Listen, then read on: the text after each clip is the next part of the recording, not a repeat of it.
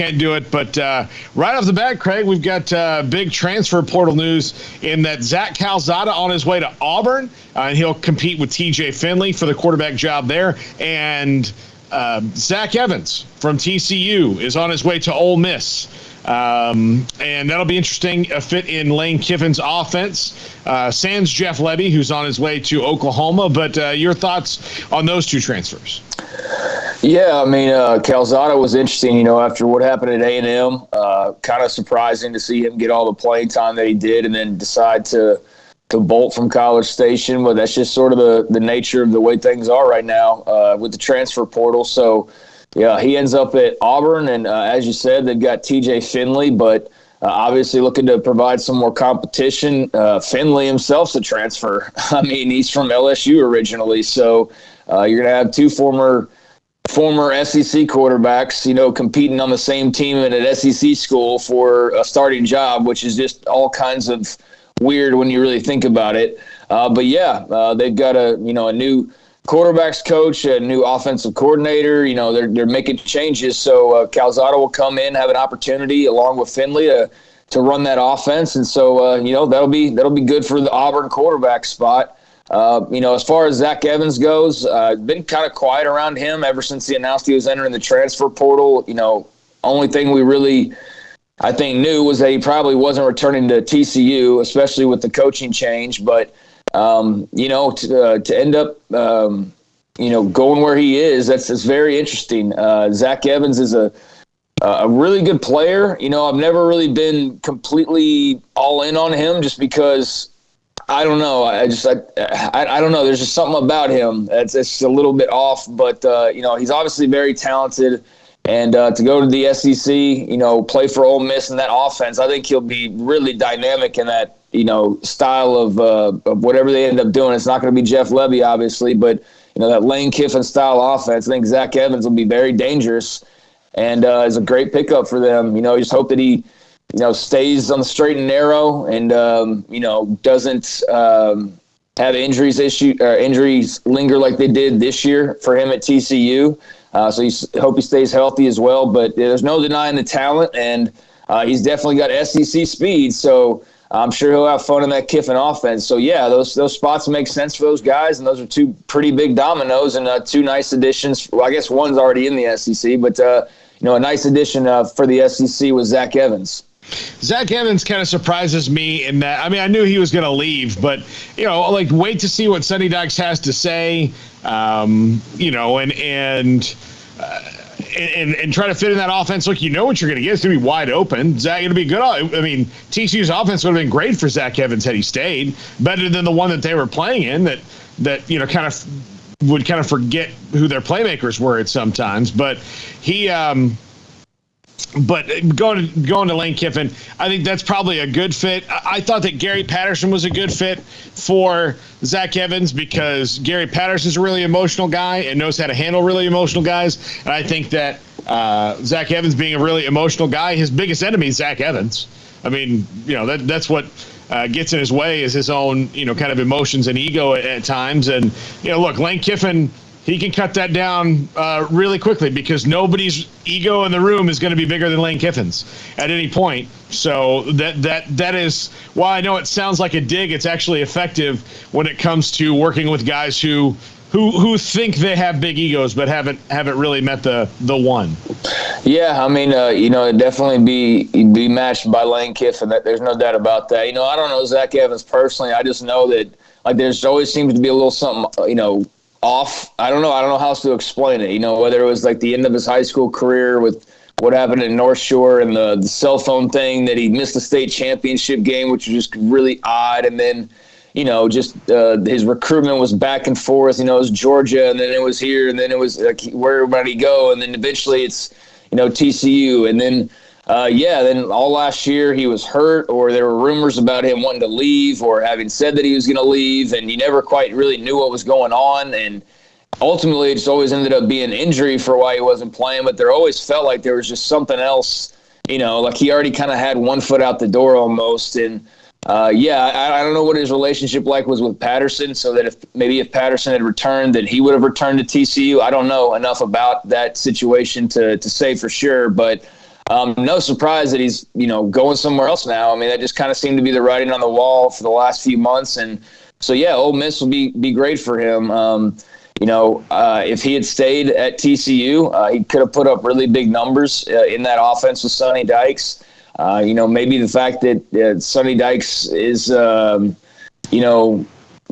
new, maybe didn't know him, maybe that factored into it. I hope he at least heard the sales pitch, because running backs can thrive in that offense. But who knows? Maybe that style of offense, was a deterrent. I don't know. I don't know with Zach Evans, but great pickup for Ole Miss in terms of just pure talent level, and very curious to see who wins that Auburn starting quarterback job. And it's weird, man. It's like watching free agency or just like all-star teams being drafted in some cases. Almost there's like a bunch of all-stars are in the portal, and teams are just grabbing them. And I know there's been a lot of other moves as well that maybe aren't as high profile.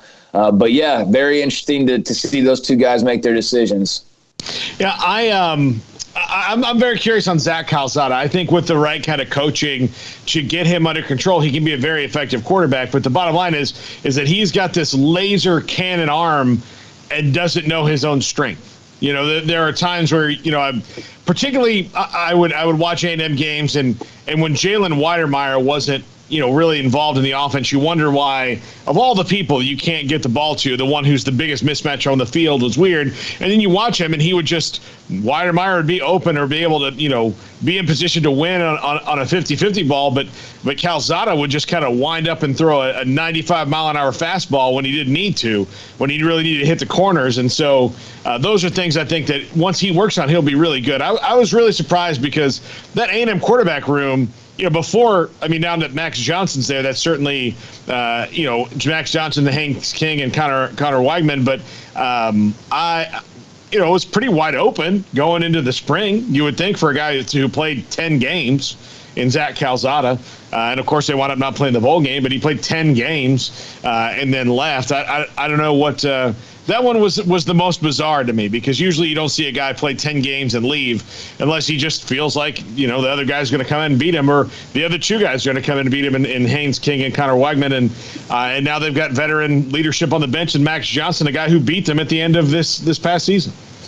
Yeah, it's all really weird. You play a team, you beat them, and then you're on their team the next year. Or even just weeks later. It's very strange. And yeah, the Calzada announcement, Zach Evans at TCU was not a surprise at all. Like, the more games he missed, again, it was said because of an injury, but again, it just felt like that was also part of just him ultimately leaving. But, with Calzada, so like Evans, I understood, some of these others, they're understandable. And you kind of saw the writing on the wall in some cases, but the Calzada one, that was just bizarre. That was just like completely out of nowhere. And I don't know, maybe he's done an interview and fully explained the reasons why or whatever. Maybe he's done a TikTok explaining it. I wouldn't know. I don't have it, but maybe he's been on record somewhere talking about it. But I sure as heck was surprised when he announced it, because I was like, dude, you just started like multiple games. Why would you be leaving now? And you beat Alabama. Yeah, you beat Alabama. And I know you're not scared of Max Johnson. I know that's not why you're so. I don't know. For those who have done like more of the private investigator work, I do see where, we got the mention yesterday of Caleb Williams and his girlfriend, right? And apparently there's somebody that's been tracking it. There's like 4 of these quarterback decisions that you can link back to a girlfriend being at the school they've ended up at. I need to find that Twitter post, and that's far too deep digging for me to confirm or whatever, but I did see that. And maybe that's the trend now is where's the girlfriend? That's where the guy's going to end up. So maybe that's what happened somewhat with Calzada. I don't know, but a whole lot of factors are going into why people are making decisions to leave, and a lot of them are, and a lot of them are sticking around. Like Christian Morgan announced he's staying at Baylor yesterday, so it's not all people leaving, but there certainly is a lot of activity, and it's just the wild world of the transfer portal. Yeah, and it's not a wonder to me. I'm sure Auburn's thrilled that Zach Calzada is going there. He's 1-0 against Alabama. That's something that nobody on their roster, I think, is 1-0 against Alabama right now. So he can come in and tell them, like, here's how I did it. But it was kind of a miracle in the fact that they did. But and Auburn was right there to knocking Alabama off this year, except for one really bad play by one guy. So I'm just curious, like, if you go to Auburn and TJ Finley beats you out, like, what's your plan then? Yeah. You know, I mean, like, that's the thing with some, like, I mean, like at A&M, I mean, how many, they went from what, like 2 quarterbacks to now they've got like 4 guys overnight practically, you know, right? So, you know, what happens if Max Johnson doesn't win the starting job there?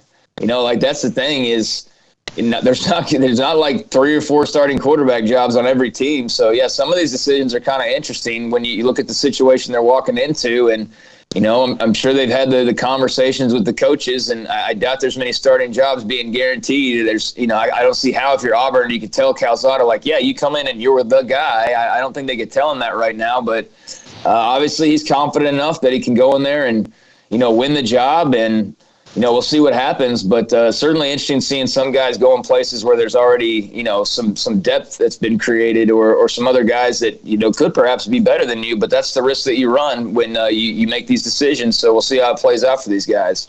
Yeah, Max Johnson must just want to really play with his brother at A&M, Jake. So, Could you know, be it. I mean, because again, he's in at least a battle with Haynes King, and I don't know how good this Connor Weigman kid is already. Supposed to be really good. I mean, that's I know there's a lot of hype for him. Yeah, he's a really good high school player right now, but you know, is he ready to be a college player? That's always the question. And there's not a whole lot of true freshmen starting quarterbacks out there.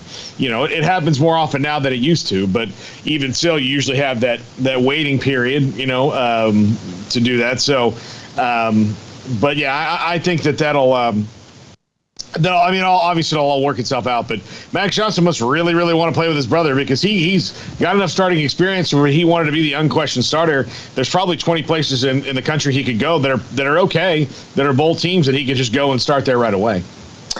Yeah, well, I mean, like I said, I don't know with these guys. I mean, they're making the decisions they are. I mean, he could have stayed at LSU, competed with, you know, Walker Howard and Miles Brennan, and you know, I mean, wherever you go, you're going to compete. So, I mean, I guess it's, you know, I'll go somewhere else and compete rather than stay where I am and compete. But either way, I'm doing the same thing. And so, best of luck to him and everybody else that's doing that. You know, I hope that more guys make the decision that's beneficial for them ultimately, whether that's girlfriend, you know, becomes a wife because of the decision, or you become a starting quarterback and get to the NFL because of it. Whatever the case is, I mean, these guys all have their different you know, reasons for their decisions. So, yeah, some interesting spots that these guys are landing, but it'll be fun to see the competition. In 16 or 17